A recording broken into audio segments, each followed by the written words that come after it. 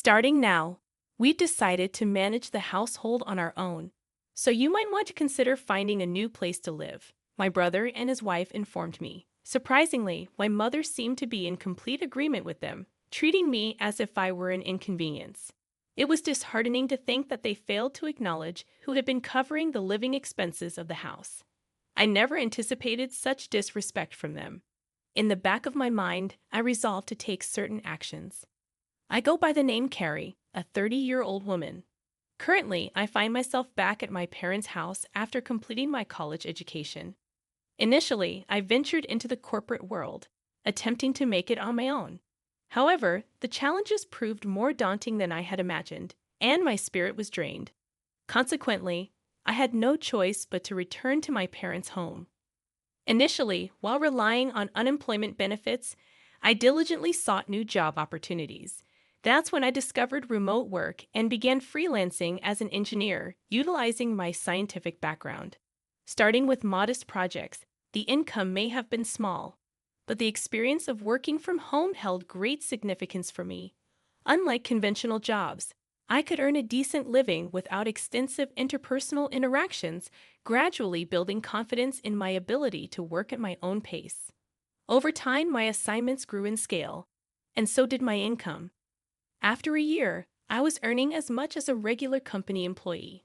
The challenge, however, lay in my parents' understanding, particularly my mother's. While my father comprehended my situation when explained thoroughly, my mother clung to old-fashioned notions.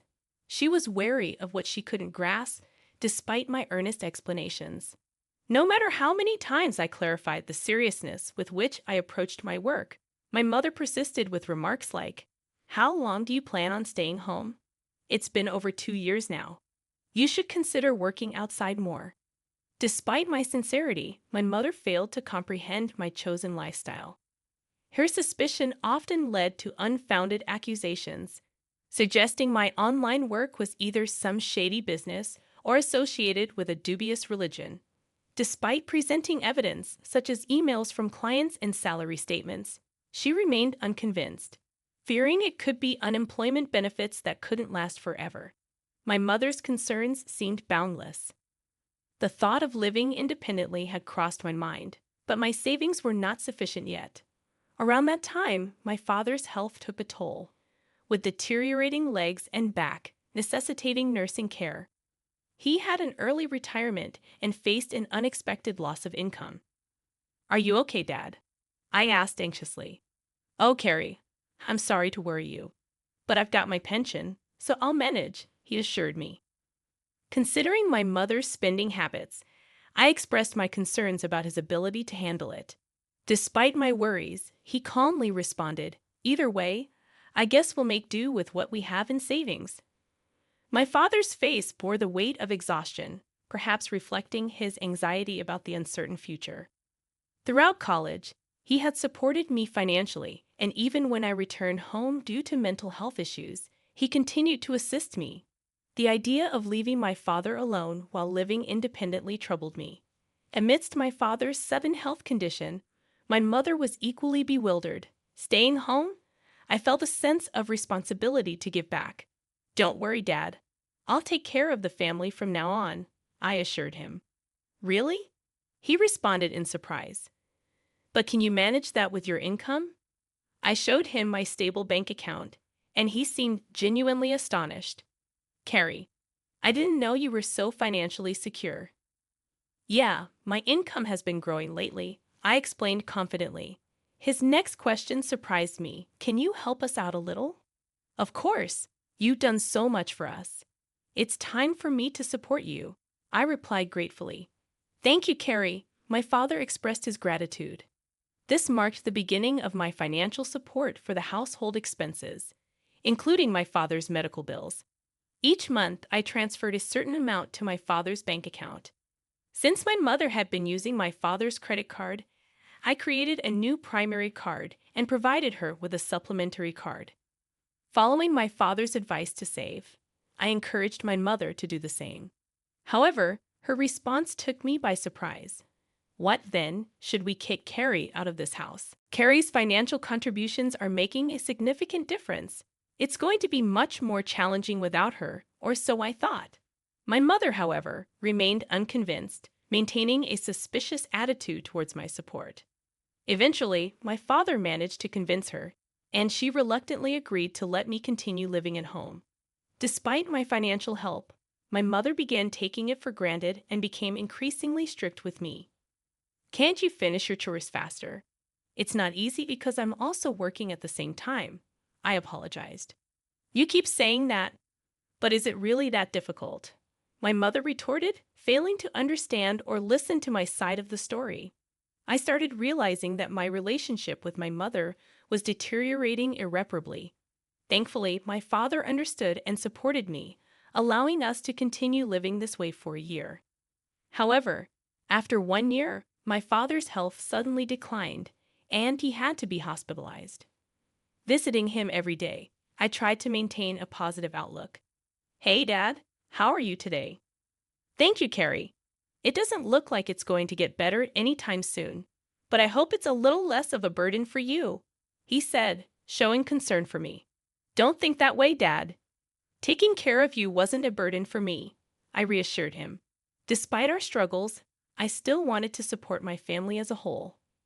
The strained relationship with my mother persisted, but I cherished the memories of her efforts in making my lunchbox and cooking dinner every night during my student days. However, everything changed when my mother eagerly welcomed my brother Kevin and his wife Mary one day. They looked at me with cold stares as my brother announced, "Somehow, we're going to live here from now on too." What? Why? I asked in surprise. Mom was worried. She thought it might be tough for you to live here alone while Dad's not around, my brother explained, and my mother avoided eye contact. We'll support you, Carrie, my brother's wife said with a smirk, leaving me with a sense that there was more to her words. My mother added, "Thank you both. Carrie, I hope you're willing to do a little more work. Otherwise, it might be hard for you to stay in this house." Once again, the topic of household responsibilities emerged. Although unexpected, my brother and his wife were now invited to live in our home. Despite my brother's successful career and ample salary, the situation took an unforeseen turn. Despite my hard work in my own way, I wondered if they could manage without me. Living with my brother and his wife brought unexpected challenges. One morning, my sister-in-law aggressively woke me up, demanding that I make breakfast. "I'm already up, working early," I responded, fully awake and in full work mode as a morning person. I valued this focused time and wanted to spend it without any disturbances. "Well, get on with it and get breakfast ready," my brother's wife insisted. "Do I have to make everything by myself?" I questioned. Our family was usually free in the morning, and we ate when and what we wanted. Considering my mother and my brother's wife were both at home, and it was for my brother, I thought it would be normal for his wife to prepare breakfast. "We're going to live together, so we need to cooperate, right?" my sister-in-law said, pressuring me to help. Reluctantly, I assisted them in preparing breakfast, but the three of them didn't seem satisfied. "Is this what you prepared for breakfast? This isn't enough," they criticized. I had prepared a breakfast plate with soft scrambled eggs, a refreshing lettuce salad, fresh buttered toast, and a juicy sausage, thinking it would be sufficient. "Do I miss something?" I questioned. "You don't have to eat it," my brother's wife declared. The three of them looked surprised, and their attitude took a harsh turn. "What's with that attitude? Who do you think you are? This is unacceptable." "You should help with the housework," they scolded me. "But I have work to do too," I defended. "Work? Really? What kind of work is that? Are you crazy?" my brother and his wife questioned, scoffing at me. My brother, influenced by my mother, consistently belittled me. The situation threatened to consume a significant portion of my work time. Ignoring their voices, I headed to my room, packed my laptop, and left the house. "Where are you going?" my brother shouted after me, but I ignored him and rushed to my father's hospital room. I explained to my father what had just happened, and he looked at me with surprise. "I didn't know they were." "I'm sorry, Carrie. Don't worry about it. You can choose your own way of life. All I want is for you to live happily, my father reassured me. Lost and conflicted, I pondered my choices, knowing my mother might feel more comfortable with my brother at home. However, my father's words encouraged me to prioritize my own comfort and happiness. Live your life the way you want to live, all right? Thank you, Father, I replied, emboldened by my father's encouragement. That evening, upon returning home, I was greeted by a scene resembling a movie. The expressions on my mother, brother, and sister-in-law were stern. Where were you, brother? Weren't you at work? Because of you, I had to take the day off. How could you take a day off for such a reason? My brother accused, surprising me with his readiness to abandon work. Internally, I questioned the responsibility of such actions. Gradually, their voices escalated, and my brother and his wife demanded, "Get out of here." Why? I asked, surprised. From now on, the three of us will live together. So if you don't want to stay, please leave. We don't need an overbearing presence like you to support us, my brother declared, attempting to force me out of the house. That's enough, Carrie. You don't need to be here now that your father is not here, my mother added, echoing my brother's sentiments, casting me as a hindrance. Did she understand how involved I was in managing the family's finances?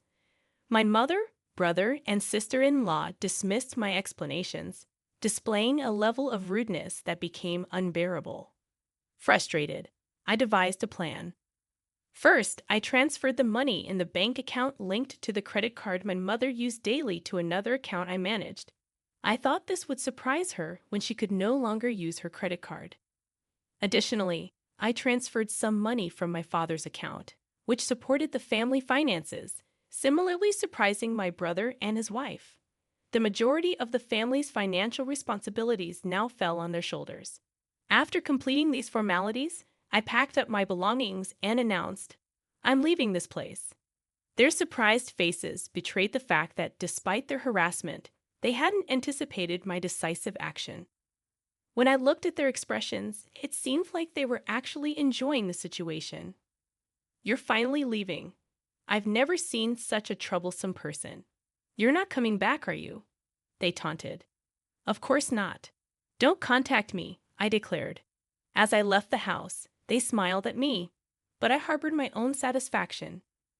My new life in a peaceful environment allowed me to enjoy my own time, and I could concentrate on my work without distractions. Then, as expected, I received a call from my brother. "I told you not to contact me. What's wrong?" I answered. "Hey, is it true that you were the one who did all the money transactions in our family home?" My brother's voice was filled with surprise and urgency. "Yes, that's right. Why are you asking now? Why didn't you tell me?" "We had no idea." "Well, I did mention several times that I was working, but neither you nor Mom believed me." "That's well. Mom said a lot of things, and I was a little confused, so that's not my fault, right?" "No, it's not. But I'm having a problem with money. Mom's been spending quite a bit, and on top of that, we haven't been able to pay the house utilities and stuff. I was able to do it because I was supporting you in so many ways. I'm not home anymore. I need your help to transfer some money to my bank account." "Can you transfer some money over now?" my brother pleaded. "You must be joking. You're working for a big company. Isn't that how you make a living?" I responded. "Well, actually, I got fired from that company. I made a big mistake," my brother admitted, leaving me speechless. Before moving back to our parents' house, my brother may have assumed there was enough money in the house. Perhaps he believed he could rely on a solid pension after our father's retirement. I wanted to tell him that I was supporting the family finances, even though it seemed like I was doing nothing. The thought of his surprise when he learned the truth amused me. Later, my brother's wife and my mother echoed his plea. "We need your help. We're about to run out of savings," my brother's wife confessed.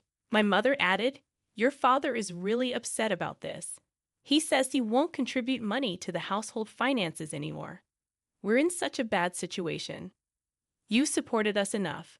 You are all healthy, so work hard and support yourselves. I'll cheer you on." I heard a terrified voice on the other end of the phone as I replied, Reflect on your actions so far. I'm hanging up now, so don't contact me. But Carrie, wait a minute. My brother's voice pleaded, but I distanced myself from him, his wife, and my mother. My father, feeling unable to return to his life with my mother, consulted a lawyer, changed hospitals, and lived quietly in a different place. Fortunately, I could visit him every day. A friend informed me about my brother's recent situation. He had moved into a small apartment and seemed to be living frugally. My mother, after being a homemaker for a long time, struggled with her sudden job. My brother found it difficult to listen to the opinions of younger staff, and his part-time job didn't last long. His wife, who had been working hard to support the family finances, couldn't bear the pressure and left. Now, my brother and mother were working hard together. However, my mother's overspending habits persisted, and her debts were increasing. I was concerned, but I could no longer help her. In my comfortable living space, I worked hard and gradually accumulated more money. I contemplated trying something new. I wanted to visit my father every day and spend more time with him, hoping to see more of his cheerful smile.